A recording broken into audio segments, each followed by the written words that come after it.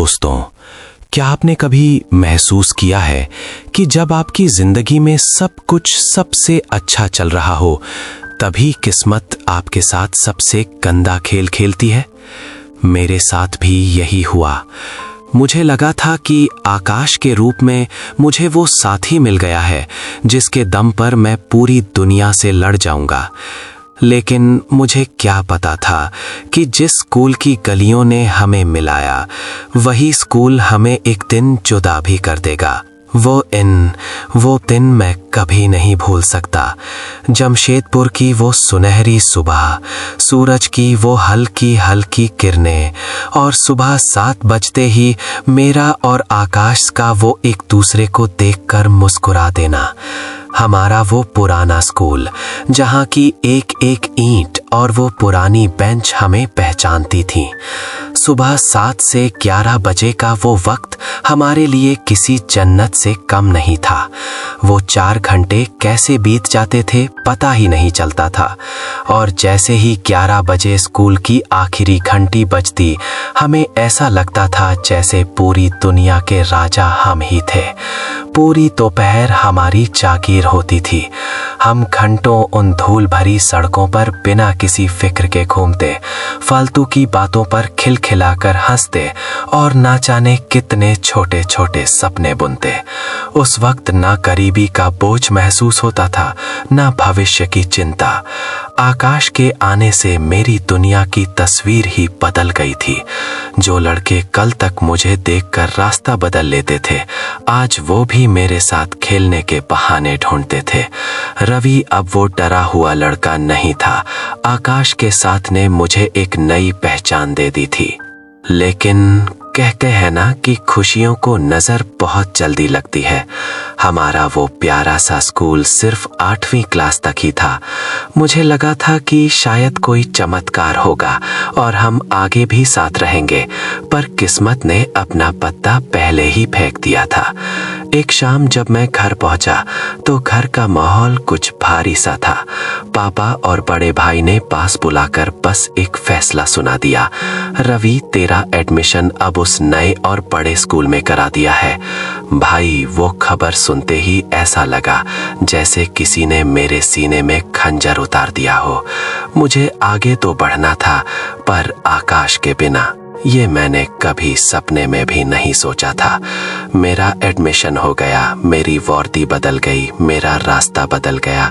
अब मेरा भाई मुझे अपने साथ नए स्कूल ले जाने लगा। वो सुबह की ठंडी हवा जो पहले आकाश की हंसी के साथ आती थी, अब वो जहर की तरह चुभने लगी थी। आवाज में तभी घबराहट और निराशा। नए स्कूल का वो पहला दिन मैं आज भी याद करता हूँ तो रूह कांप जाती है। मैं अपने बड़े भाई के साथ उस अनजान रास्ते पर चल रहा था। दिल में एक अजीब सी घबराहट थी कि पता नहीं वहाँ क्या होगा। तभी अचानक रास्ते में 3-4 लड़कों ने हमें घेर लिया। उनके चेहरों पर वो दादागिरी वाली चमक थी। वो हमें डराने लगे और सीधे बोले, पैसे निकालो, जितना भी पैसा है चुपचाप बाहर निकालो वरना ठीक नहीं होगा। भाई, उस वक्त मेरा पूरा शरीर थर थर कांप रहा था। मैंने डर के मारे अपनी जेब में हाथ डाला तो वहां सिर्फ 2 रुपए का एक सिक्का था। मेरे पास बस वही एक दौलत थी।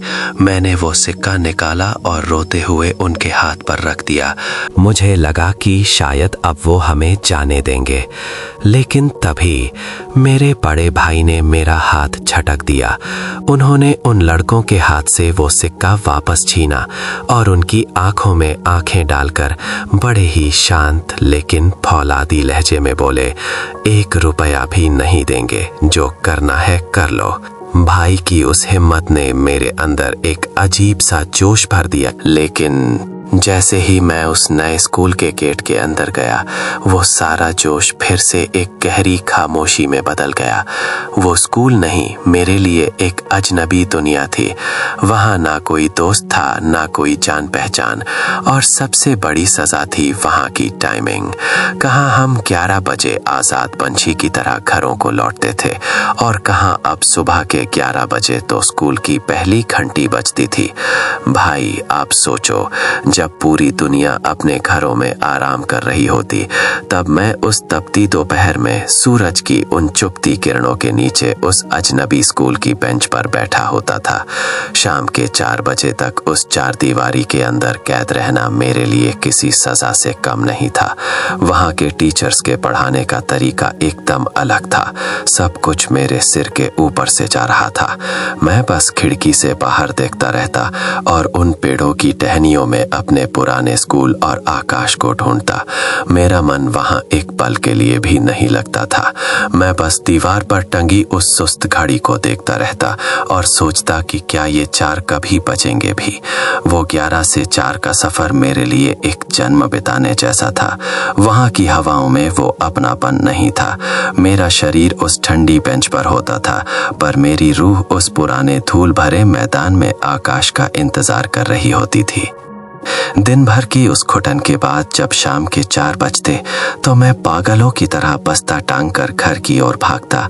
पसीना बह रहा होता, पैर थक चुके होते, भूख से पेट में मरोड़ उठ रही होती, पर दिल में सिर्फ एक ही उम्मीद चल रही होती कि क्या मेरा यार आकाश आज भी उस पुराने ठिकाने पर मेरा इंतजार कर रहा होगा।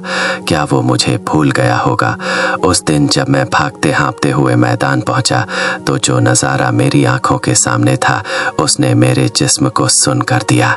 क्या हमारी दोस्ती उस नए स्कूल की भेंट चढ़ गई, या फिर कुछ ऐसा हुआ जिसने मेरी जिंदगी फिर से बदल दी। ये मैं आपको अगले पार्ट में बताऊंगा।